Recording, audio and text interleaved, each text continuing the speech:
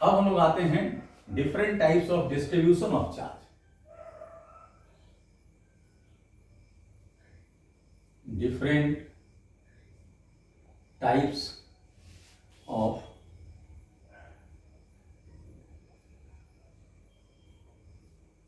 Distribution of charge. जैसे बेटा मास में भी आप लोग पढ़े थे, मास का distribution, linear distribution of mass, है ना, सरफेस डिस्ट्रीब्यूशन ऑफ मास, ठीक है ना, वॉल्यूम डिस्ट्रीब्यूशन ऑफ मास। तो बिल्कुल यहां पर भी हम लोग चार्ज का डिस्ट्रीब्यूशन उसी तरह से देखेंगे। First one is linear distribution.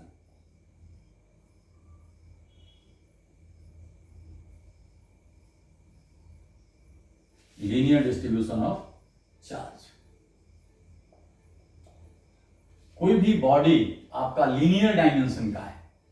देखिए नॉर्मली हम लोग कहते हैं अगर कंडक्टर है तो चार्ज जब भी देंगे वो सरफेस पर एक्यूमुलेट होगा, लेकिन जो कंडक्टर है उसका डायमेंशन लीनियर है। लीनियर कहने का मतलब क्या हुआ, जैसे वायर लेते हैं तो वायर में सरफेस एरिया को हम लोग नेग्लिजिबल मानते हैं, हम लोग लेंथ को कहते हैं कि यहाँ पर लेंथ डोमिनेट करता है, तो वायर को हम लोग कह देते हैं कि ये लीनियर डायमेंशन वाला है। लेकिन एक डिस्क ले ले, है ना, तो उसमें सरफेस दिखाई पड़ेगा, सरफेस एरिया, है ना, एक स्फीयर, सॉलिड स्फीयर ले लें, हॉलो स्फीयर ले लें, तो सरफेस एरिया दिखाई पड़ेगा। तो अगर हम सॉलिड स्फीयर के ऊपर चार्ज दें, मान लो कंडक्टिंग है, तो पूरे स्फीयर के सरफेस पर चार्ज डिस्ट्रीब्यूट हो जाएगा, है ना, वहां सरफेस का डिस्ट्रीब्यूशन हम कहेंगे। डिस्क के ऊपर चार्ज दें, है ना, वहां पर सरफेस है, वहां पर सरफेस पर चार्ज एक्यूमुलेट हो सकता है, तो सरफेस डिस्ट्रीब्यूशन है। और मान लो कि कोई नॉन कंडक्टिंग बॉन्डेड वॉल्यूम है, रूम ही है, और पूरे रूम में हम इलेक्ट्रॉन स्प्रे कर दिए, तो पूरे रूम में वो, है ना, मतलब इस जो है स्प्रेड हो जाएगा पूरा, और ये वॉल्यूम डिस्ट्रीब्यूशन ऑफ चार्ज हो जाएगा। तो लीनियर डिस्ट्रीब्यूशन ऑफ चार्ज जो है ना, चार्ज इज डिस्ट्रीब्यूटेड ऑन, हम लोग कह सकते हैं a body of linear dimension, है ना। तो यहां पर here we define linear charge density. बेटा ये बहुत इंपॉर्टेंट है, बहुत हम लोग यूज करेंगे इसको। Linear charge density, charge density, और डेफिनेशन बहुत सीधा है ना, charge per unit length, charge per unit length, charge per unit length in the distribution.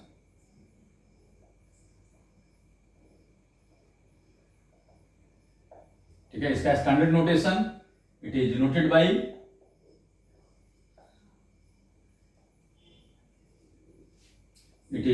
By lambda. जैसे वहां लीनियर मास डेंसिटी को रिप्रेजेंट करते थे, तो हम लोग mathematically hence lambda is equal to dq by dl, charge per unit length. और यहां से हम लोग लिख सकते हैं बेटा, छोटे से लेंथ का अगर चार्ज निकालना हो, लेम्डा dl, और अगर हम इसको इंटीग्रेट कर दें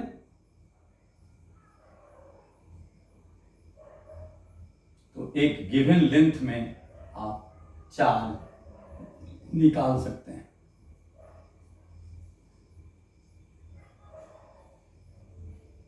गिवन लेंथ में हम लोगों को निकालना है तो हम लोग इस तरह से काम कर सकते हैं, यानी लीनियर डिस्ट्रीब्यूशन ऑफ चार्ज कहीं दिया हुआ है, ठीक है, और हम लोगों को टोटल चार्ज निकालना है, तो इस रिलेशन का हम लोग यूज कर सकते हैं। अगर यूनिफॉर्म डिस्ट्रीब्यूशन है,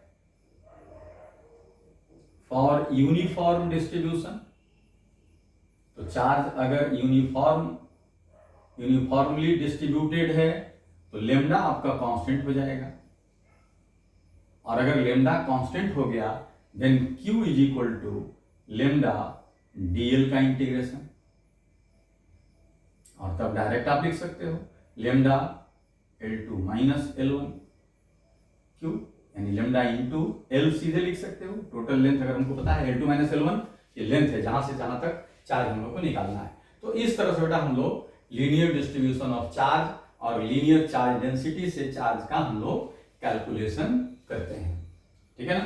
तो हम लोग ये अलग से कोई नया चीज नहीं मिल रहा है, आप लीनियर मास डिस्ट्रीब्यूशन भी पढ़े थे, और वहां पर मास का डिस्ट्रीब्यूशन, है ना, दिया हुआ रहता था, तो आप मास निकालते थे, टोटल लेंथ में कितना मास है। तो उसी तरह से हम यहाँ पर एक दो एग्जाम्पल हम लोग ये करते हैं लीनियर डिस्ट्रीब्यूशन ऑफ चार्ज से कैसे हम लोग निकालेंगे total charge in the distribution कितना होगा। जैसे हम लोग देखें एक क्वेश्चन यहां पर कि सपोज कीजिए एक बार है,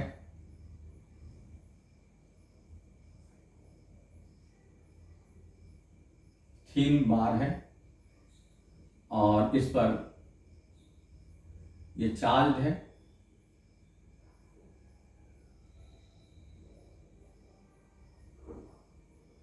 और नॉन यूनिफॉर्मली चार्ज है। ये हम मान लेते हैं, आप इसका लेंथ ले लीजिए आप L, और जो हम क्वेश्चन दे रहे हैं बेटा लैंग्वेज में नहीं लिख रहे हैं, हम यहां से दिखा रहे हैं कि x डिस्टेंस पर यहां अगर पूछा जाए लेमडा तो x का फंक्शन है lambda is equal to lambda not x square. आप देख रहे हैं जैसे इधर जाएंगे यहाँ x इज इक्वल टू 0 है ना, तो जैसे जैसे हम x बढ़ाएंगे लेमडा बढ़ेगा, मतलब इधर डेंसिटी ज्यादा है, इधर डेंसिटी कम है। तो कहता है calculate total charge, calculate total charge on the bar. तो ये बहुत सिंपल, जैसे पहले हम लोग किए थे लेमडा, तो लेमडा का हम लोग डेफिनेशन जानते हैं। हमारे पास हम अगर सॉल्यूशन करेंगे तो हम लोग क्या लिखेंगे, वी हैव जो गिवन है lambda is equal to lambda not x square. Here lambda not is constant, this is given बेटा, दिस इज कांस्टेंट। तो lambda is equal to lambda not x square, but you know that lambda is equal to d q by d l, but l के जगह पर length के साथ नहीं है, x दिया हुआ है, यहाँ पर एक्स के साथ ही वेरिएशन है। We can write d q by d x lambda not x square.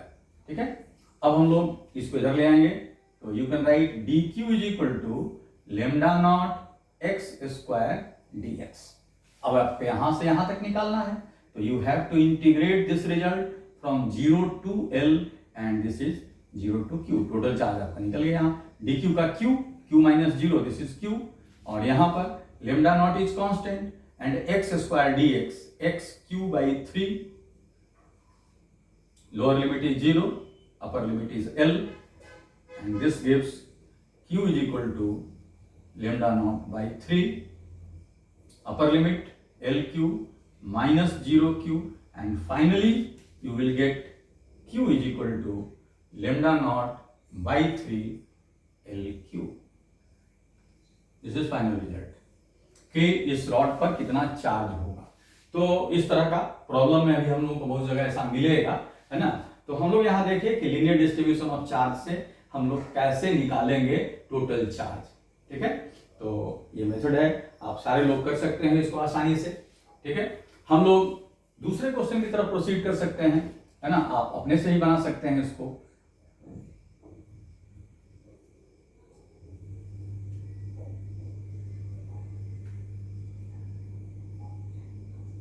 ये बार है, again a b is a bar, or suppose this is also charged,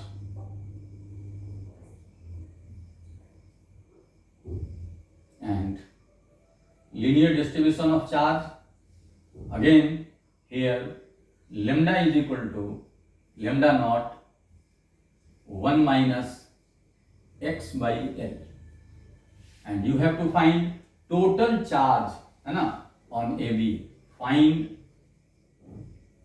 total charge on AB and you will do yourself, है ना। यही process है integration का, है ना, आप इसको अपने से करोगे। तो इस तरह से हम लोग बेटा लीनियर डिस्ट्रीब्यूशन ऑफ चार्ज। दूसरा कुछ और एग्जांपल हम लोग दे सकते हैं।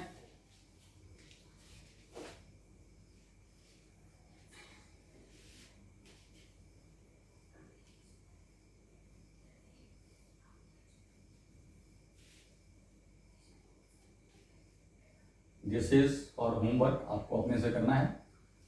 हम एक और एग्जाम्पल यहां दे रहे हैं बेटा, समझेंगे आप।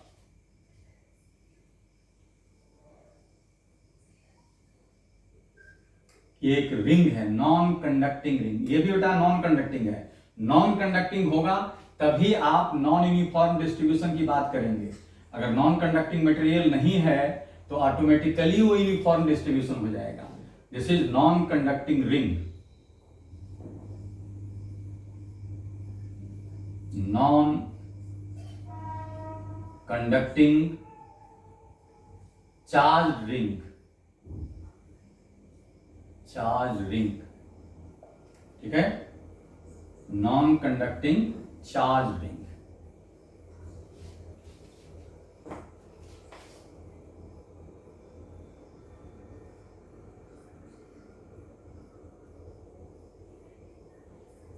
ये चार्ज रिंग है और ये रिंग का सेंटर है। रेडियस इज गिवन है ना, रेडियस इसका दिया हुआ है, रेडियस इज आर।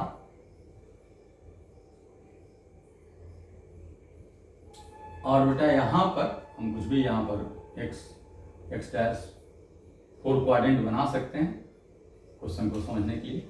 यहां पर बेटा जो है इस पर जो चार्ज है वो ये जो देख रहे हैं यहां पर ये रेफरेंस, ये एंगल थीटा का फंक्शन है। यहां lambda is equal to lambda not से कॉस थीटा, कॉस थीटा का फंक्शन है। तो आप देख रहे हैं थीटा यहां से यहां तक जाएंगे, कॉस थीटा का वैल्यू पॉजिटिव, इधर भी आप जानते हैं कि fourth quadrant and first quadrant में कॉस थीटा का वैल्यू पॉजिटिव होता है। मतलब अगर हम यहां से यहां की बात करें तो चार्ज क्या होगा, पॉजिटिव होगा, लेकिन थीटा चेंज करेगा तो लेमडा कांस्टेंट नहीं रहेगा।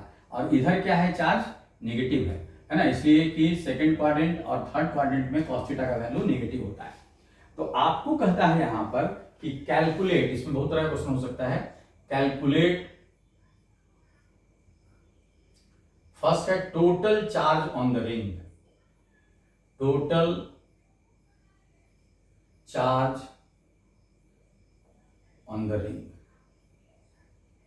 फिर बेटा पूछ सकता है किसी एक क्वाड्रेंट का, जैसे हम यहां पर नेमिंग कर दें a b, arc a b c d, है ना, आपसे पूछा जा सकता है ऐसे भी। सेकंड हम दे रहे हैं किसी एक क्वाड्रेंट के लिए, calculate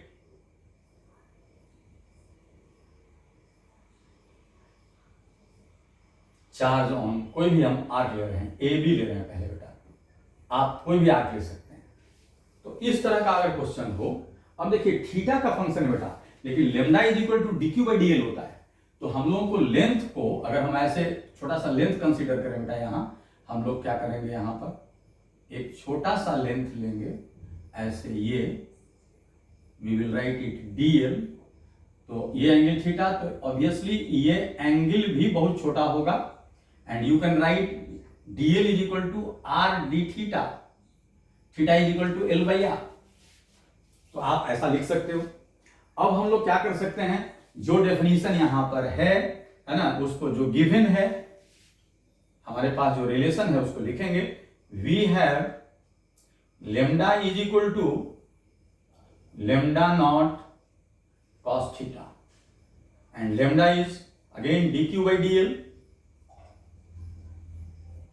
lambda not cos theta, therefore dq is equal to lambda naught cos theta dl।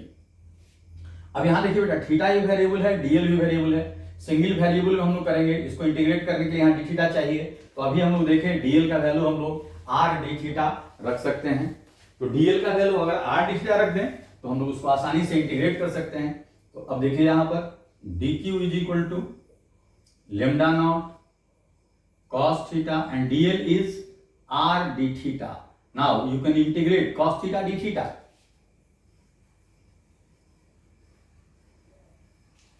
तो अब हम लोग अगर टोटल चार्ज यहां निकालना है तो हम लोग अगर टोटल चार्ज लिखें q टोटल, तो हम लोग इंटीग्रेशन लिमिट जो होगा ये 0 से स्टार्ट करेंगे और 2 पाई तक आएंगे। तो हमारा आएगा लेमडा नॉट और r तो कांस्टेंट बेटा यहां, तो cos थीटा d थीटा का integration and limit will be from 0 to 2 pi. तो q total will be how much, lambda not r and integration of cos theta d theta, cos theta d theta is sin theta, और from 0 to 2 pi lambda not r and sine 2 pi upper limit minus sine 0। आप जानते हो sign 2 पाई का भी value 0, sine 0 भी 0, this is 0, है ना।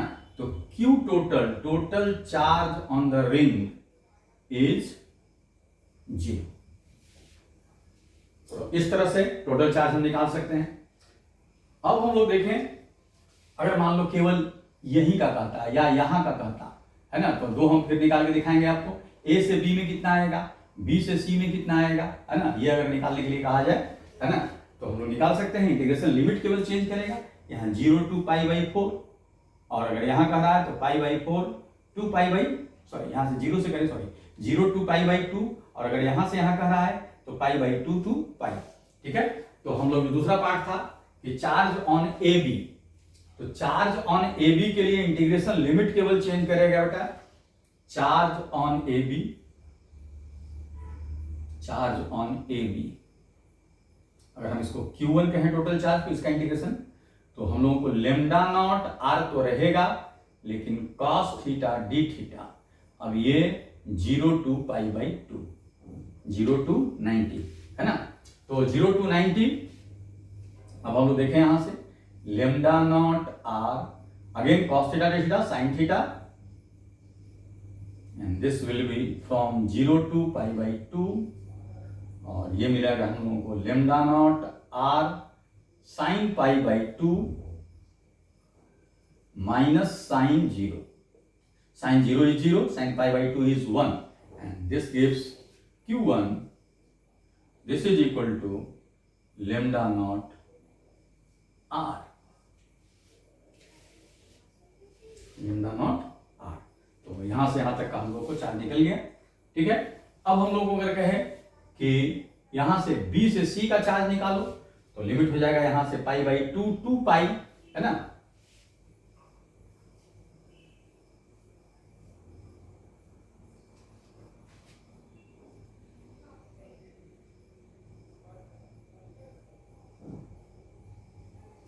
Charge on BC, arc BC ले लें, से Q2, तो केवल इंटीग्रेशन लिमिट, है ना, लेमडा नॉट R तो रहेगा, और cos theta d theta, integration limit कहां से कहां तक, pi by 2 to pi 90 degree to 180 degree, and this becomes Q2 is equal to lambda not R और कॉस थीटा का sine theta, sine theta pi by 2 to pi, okay,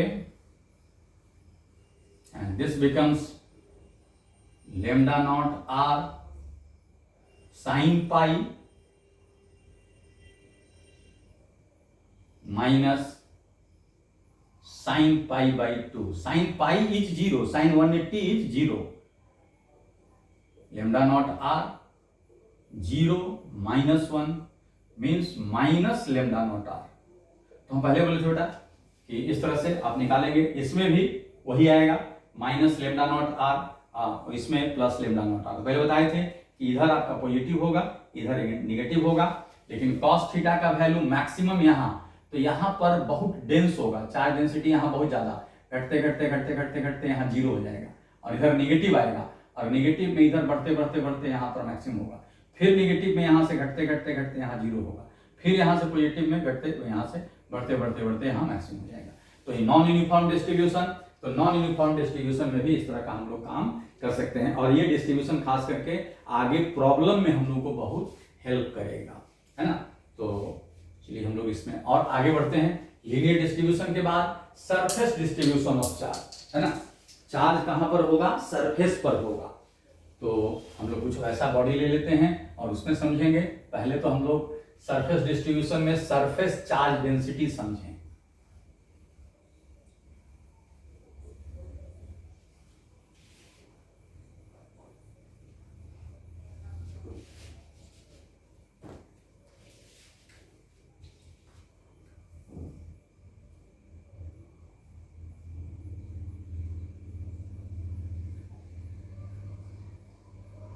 surface distribution,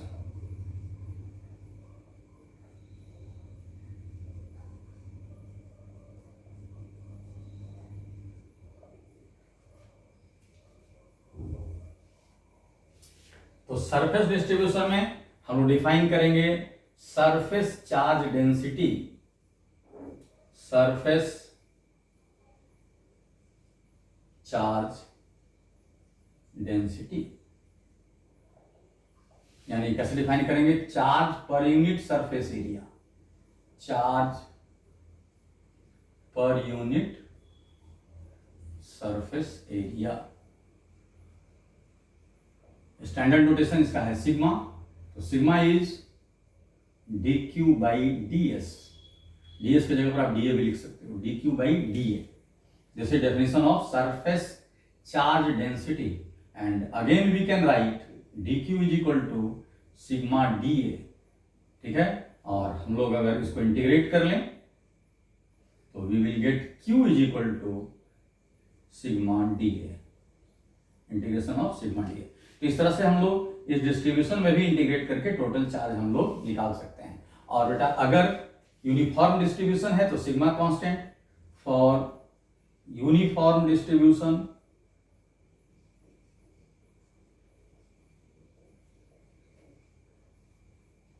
sigma क्या होगा, constant होगा। Then Q को हम लोग क्या लिखेंगे, तो क्यू को सिंपली हम लोग डीए का इंटीग्रेशन, और डीए का इंटीग्रेशन हम ए कर देंगे तो q is equal to sigma into a. अगर uniform distribution, non uniform distribution रहा तो यहाँ सिग्मा का वैल्यू रखेंगे, डीए का वैल्यू रखेंगे और उसको हम लोग इंटीग्रेट करेंगे।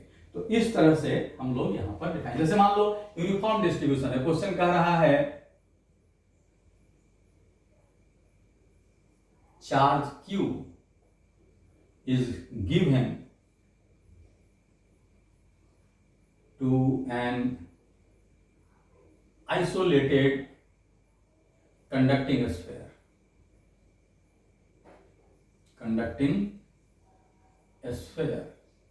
of radius r. Find, बहुत सिंपल, सरफेस चार्ज डेंसिटी, हम लोग यहां देखे बेटा, बात किए आइसोलेटेड है, आसपास में कोई दूसरा कंडक्टर वगैरह नहीं है, तो यूनिफॉर्म डिस्ट्रीब्यूशन हो जाएगा। और फिर हम लोग यहां पर sigma total charge by total area, uniform distribution, आसानी से हम लोग यहां पर लिख लेंगे, ठीक है ना। तो इस तरह से हम लोग सिग्मा सरफेस चार्ज डेंसिटी निकाल सकते हैं, ठीक है। और भी हो सकता है,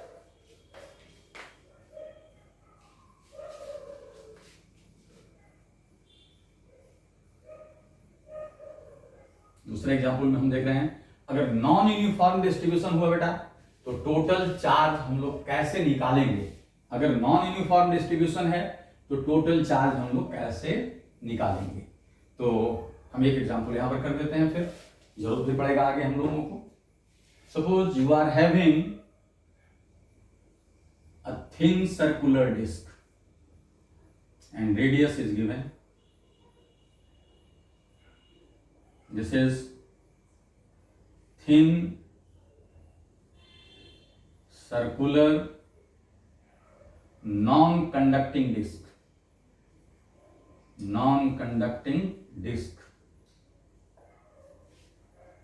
नॉन कंडक्टिंग होगा तो भी नॉन यूनिफॉर्म डिस्ट्रीब्यूशन दे सकते हैं, नहीं तो कंडक्टिंग में फिर अपने आप चार्ज फ्लो करने लगेगा, है ना, और यूनिफॉर्म डिस्ट्रीब्यूशन हो जाएगा। And radius is r. तो यहां क्वेश्चन कहता है बेटा सरफेस चार्ज डेंसिटी यहां दिया हुआ है, surface charge density is given by sigma is equal to sigma not r square, कुछ भी ऐसा हो सकता है, sigma not r square, where r जो है distance from centre, distance from centre. अब कहता है कि इस पर टोटल चार्ज क्या होगा, calculate total charge on the disc,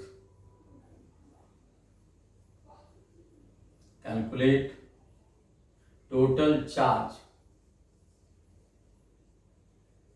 on the disc, ठीक है। हम लोग एक ही तरफ ही मान रहे हैं, दोनों तरफ का सरफेस एरिया नहीं, चार्ज एक ही तरफ है, ठीक है ना। ये दिया जाएगा चार्ज बोथ साइड्स है ना, एक ही तरफ है बोथ साइड्स है, तो इधर उधर दोनों साइड हम लोग चार्ज डबल कर देंगे, है ना। चार्ज अगर एक ही तरफ है तो ठीक है, तो सिग्मा हम लोग को दिया हुआ है। लेकिन बेटा अब हम डायरेक्ट कुछ नहीं कर सकते हैं, पाई आर स्क्वायर एरिया इसका हो गया इंटू सिग्मा नहीं कर सकते हैं क्योंकि आर वेरिएबल है। तो इसके लिए हम लोग क्या करेंगे कि यहां से आर डिस्टेंस पर अगर हम ऐसे ले लें तो सब जगह चार्ज डेंसिटी इक्वल होगा, तो हम लोग क्या करेंगे आर डिस्टेंस और डी आर विड्थ का एक रिंग वाला पोर्शन ले लेंगे, ये डी आर है बेटा, और इसमें का पहले हम चार्ज निकाल देंगे। डी आर इतना छोटा है कि इस रीजन में हम सिग्मा को कांस्टेंट यूनिफॉर्म मान सकते हैं। तो फिर गिवन हमारे पास क्या है, गिवन हमारे पास है, अगर हम सॉल्यूशन इसका करना चाहें तो गिवन है बेटा sigma is equal to sigma not r square, and हम लोग डिफाइन किए थे sigma is equal to d q by d a sigma not into r square, and d q will become sigma not r square d a. अब देखिए बेटा are variable है तो D A को आर के term में हम लोग को लाना होगा। तो आप लोग सीखे थे कि ये जो एलिमेंट्री सर्किल है थोड़ा सा, इसका एरिया कैसे निकालेंगे। तो आर और आर प्लस डी आर मतलब जितना इसका इंटरनल पेरीमीटर है, एक्सटर्नल पेरीमीटर भी ऑलमोस्ट उतना ही होगा। इंटरनल लिखेंगे 2 पाई आर लिखेंगे, एक्सटर्नल लिखेंगे 2 pi are plus D R लिखेंगे बेटा, लेकिन डी आर टेंडिंग टू 0 बहुत कम है, तो हम लोग पेरीमीटर को हम लोग क्या लिख सकते हैं, सेम लिख सकते हैं 2 पाई आर। तो ये लेंथ हो गया मल्टीप्लाइड बाई विड्थ, तो एरिया निकल जाएगा 2 pi r d r, this is d a. एक तरीका ये हुआ। दूसरा तरीका हुआ बेटा कि सर्किल का एरिया आप जानते हो, आप लिखते हो पाई आर स्क्वायर। अगर हम इसको डिफरेंशिएट कर दें तो पाई आर स्क्वायर का 2r D R, again it will be 2 pi r d are. तो दोनों कंसेप्ट तुम यूज कर सकते हो। तो हम लोग यहां पर अब क्या लिखेंगे,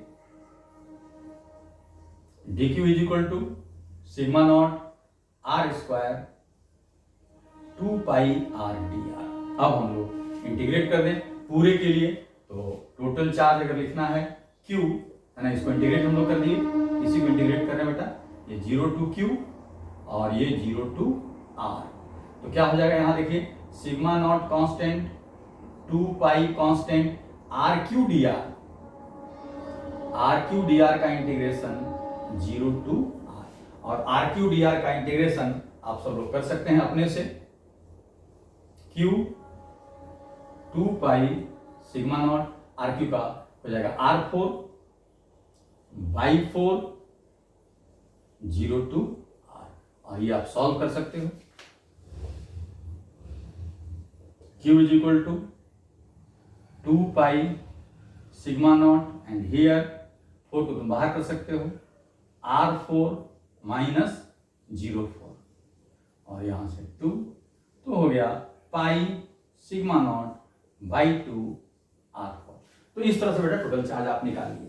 इसमें क्वेश्चन ऐसा भी हो सकता था कि 0 से R/2 और R/2 से R है ना, ये रीजन में कितना चार्ज है, तो केवल बेटा लिमिट चेंज करेगा। यहां जैसे हम पहले लिखे 0 से R/2 और दूसरे केस में R/2 टू R, तो ये हम आपके लिए छोड़ते हैं, है ना। हम क्वेश्चन यहां पर आपको दे देते हैं और आप बनाएंगे इसको। If Q1 and Q2 be the charge in the region for R is equal to 0 to R is equal to R/2 and R is equal to R/2 to R is equal to R, ठीक है ना। तो आपको क्या करना है, find Q1 and Q2, तो ये काम आप करेंगे। तो this is about surface distribution of charge. अब हम इसके आगे बढ़ते हैं बेटा वॉल्यूम डिस्ट्रीब्यूशन ऑफ चार्ज। तो वॉल्यूम डिस्ट्रीब्यूशन को भी जैसे अभी डिफाइन किए हम लोग, बिल्कुल वैसे ही आगे बढ़ सकते हैं। वॉल्यूम डिस्ट्रीब्यूशन में हमेशा याद रखना है कि नॉन कंडक्टिंग स्पेस हमारे पास होना चाहिए, है ना। नॉन कंडक्टिंग स्पेस है तभी उसमें पूरे वॉल्यूम में चार्ज जो है डिस्ट्रीब्यूट होगा। तो now come to volume distribution और स्पेस डिस्ट्रीब्यूशन। वॉल्यूम डिस्ट्रीब्यूशन,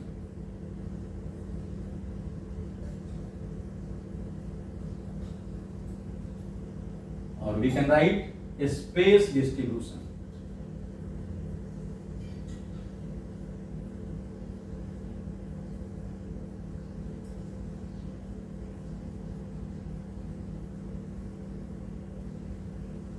यहां पर क्या होना चाहिए, नॉन कंडक्टिंग हमारा, है ना, स्पेस होना चाहिए, उसमें हम लोग चार्ज को अगर रखना चाहें तो पूरे वॉल्यूम में वो रहेगा। और यहां पर हम लोग डिफाइन क्या करेंगे, volume charge density.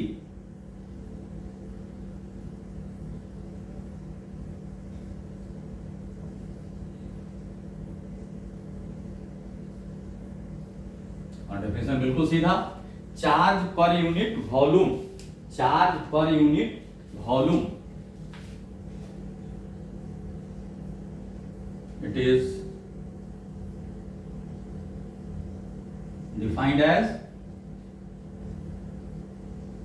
charge per unit volume in the non-conducting space।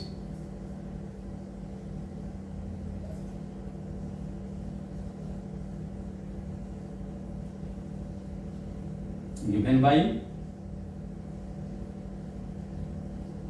rho is equal to dq by dv। और जैसे हम लोग लिखे थे पहले, फिर वैसे ही लिख सकते हैं, dq is equal to rho dv।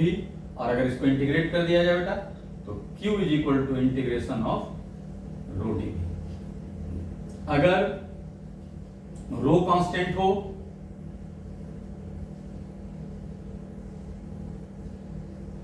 और यूनिफॉर्म डिस्ट्रीब्यूशन, रो हमारा कांस्टेंट होगा। अगर रो कांस्टेंट है तो डीवी का इंटीग्रेशन, यानी q is equal to rho integration of d v, and it is simply q is equal to rho into v। तो इस तरह से हम लोग काम कर सकते हैं बेटा। यहां से हम देखेंगे, यहां तो इस तरह से हम लोग देखें स्पेस डिस्ट्रीब्यूशन, वॉल्यूम डिस्ट्रीब्यूशन। और इसमें भी प्रॉब्लम ऐसा ही होगा बेटा कि कहीं भी स्पेस में, है ना, कोई भी बाउंड्री दे दिया और उसमें मान लो स्फेरिकल बाउंड्री है और उसमें चार्ज जो है फंक्शन है सेंटर से डिस्टेंस का, फिर वहां पर कह सकता है कि टोटल चार्ज कितना है, एक गिवन रीजन में चार्ज कितना है। तो एक एग्जांपल हम लोग यहां भी कर लेंगे।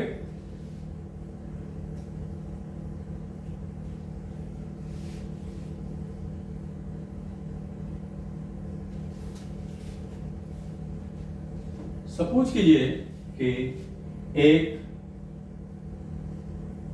स्फेरिकल रीजन है, non conducting spherical volume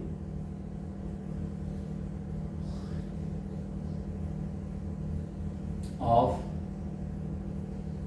radius r, ये बेटा गिवन है।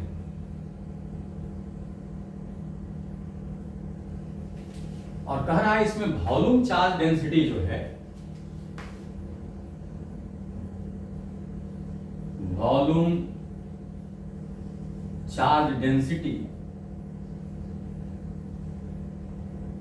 इज गिवन बाय, कोई भी रिलेशन हम दे सकते हैं, rho is equal to rho not 1 minus r by r, where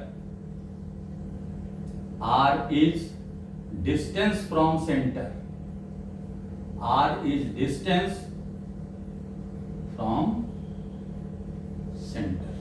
ठीक है। अब कहता है calculate total charge in the distribution, इस डिस्ट्रीब्यूशन में टोटल चार्ज क्या होगा।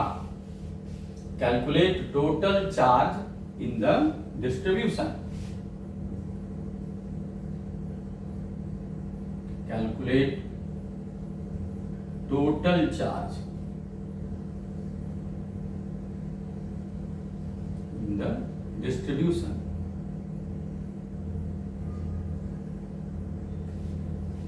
फिर बेटा वही काम हम लोग करेंगे जैसे पहले हम लोग कर रहे थे। हम लोग यहां पर फिर ये स्फेरिकल वॉल्यूम है तो हम लोग यहां पर एक आर रेडियस का स्मॉल आर और डी आर थिकनेस का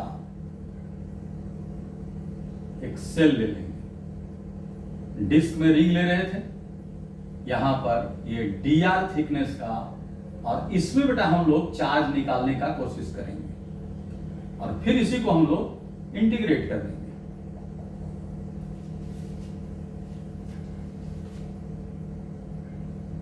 consider a concentric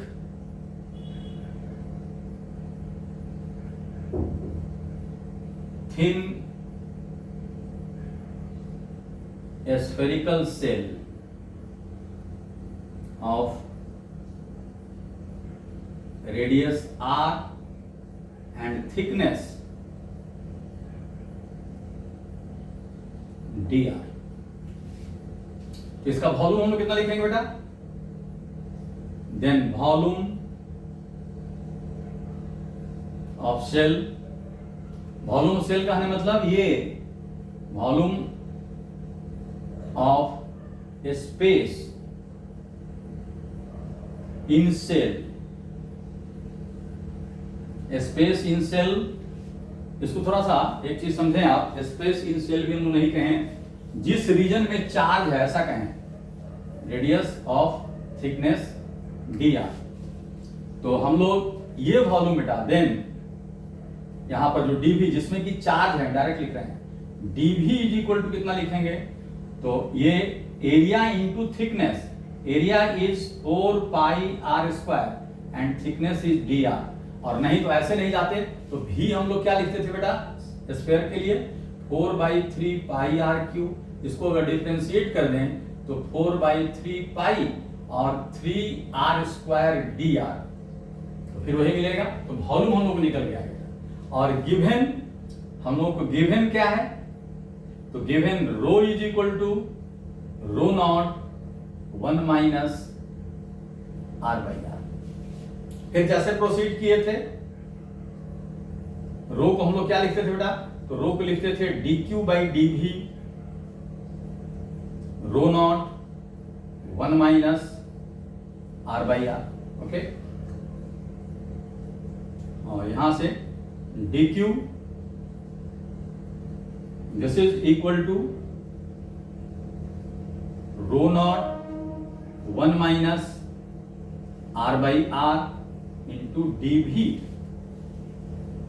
and finally हम लोग डीवी का वैल्यू पुट कर देंगे। तो डीवी का हम लोग वैल्यू पुट करेंगे और उसके बाद उसको हम लोग इंटीग्रेट कर देंगे। तो डीवी का वैल्यू आप पुट कर दें तो d q is equal to how much? Rho not 1 minus r by r and d v is 4 pi r square d r. Then dq we can write rho naught 4 pi rho naught r square dr one part and minus यहां से 4 pi rho naught r and r q by r dr। अब बेटा इसको हम integrate कर दें। पूरे sphere के लिए कह रहा है, ये टोटल चार्ज q हम लिख लेते हैं और ये 0 to r 0 to r। So this is q and here 4 pi rho naught r square dr r q by 3 and this will be from 0 to r। okay, और फिर हम लोग इसको देखें again 4 pi rho naught by r is constant and r q r 4 by 4 from 0 to r.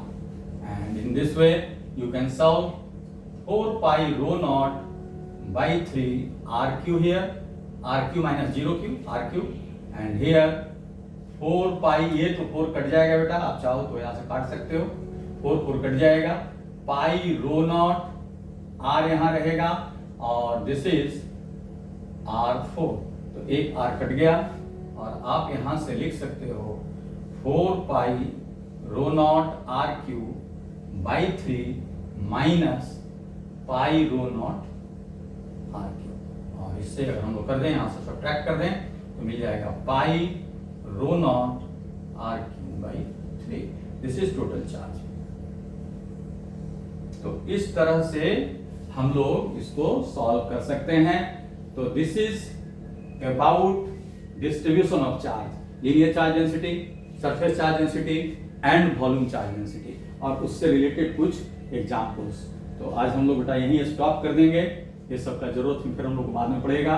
And in the next class we will start with Coulomb's law, जो कि हम लोगों का सिलेबस है, जहां से हम लोग पढ़ते हैं. तो ये सब हमारा इंट्रोडक्टरी पार्ट था, है ना. इंट्रोडक्शन हम लोग खत्म कर लिए. अब हम लोग जो इलेक्ट्रोस्टैटिक्स, जो हम लोग का 12th का सिलेबस है ना, जी का सिलेबस है, मेन जी मेंस का, एडवांस का, फिर नीट का, वो सब सिलेबस एक ही है ना. उसमें थोड़ा सा क्वेश्चन पैटर्न में अंतर आता है, तो उसको हम लोग डिस्कस करेंगे. Thank you.